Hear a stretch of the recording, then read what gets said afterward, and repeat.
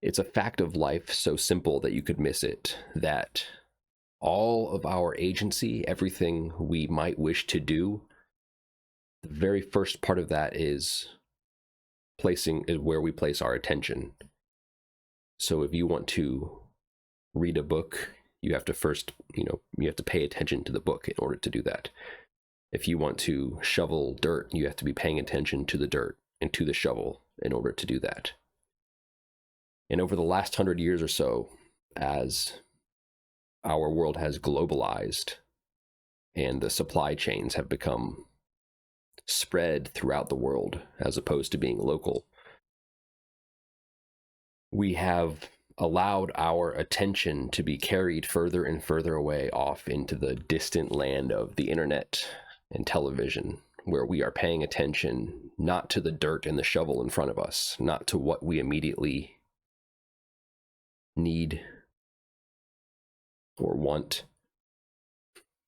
or feel like we ought to do, but we're paying attention to these hyper interesting objects like TV shows and politics and influencers, just like internet drama that everyone is sucked up in one way or another.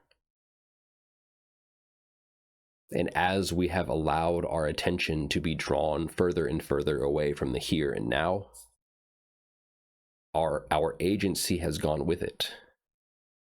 Because again, you can only do something insofar as you're paying attention to that thing. You must be like paying attention to what's going on in order to do whatever it is that you're doing. So if you are paying attention to the internet, what's going on online, the drama online, that's where your agency is as well. But if that's where your attention is, then that means that your attention is not here and now.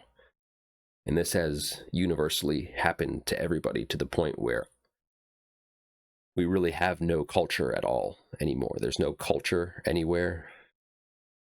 I would say that it's a stretch to even call what we have now like a society. It's McDonald's and insurance and healthcare. But successive generations have lived in such different worlds because of the rapid pace of technology that we cannot effectively communicate or understand our parents or our children because of the rate of change, and because we've been paying attention to the internet or the realm of ideas so closely that we have totally lost the social fabric has totally disintegrated all across the US. And people are blaming that on immigration, and immigration is related to it, of course. But even if there were not any immigration, if that wasn't a problem, there would still be this problem where the communities have been hollowed out, the society has been hollowed out, the social fabric is threadbare. And the only way for things to unfold from the point that we're at now is either for the AI tree to bear its fruit, and we can all be in our own homes with our robots doing our work for us and getting our $20,000 monthly basic income check,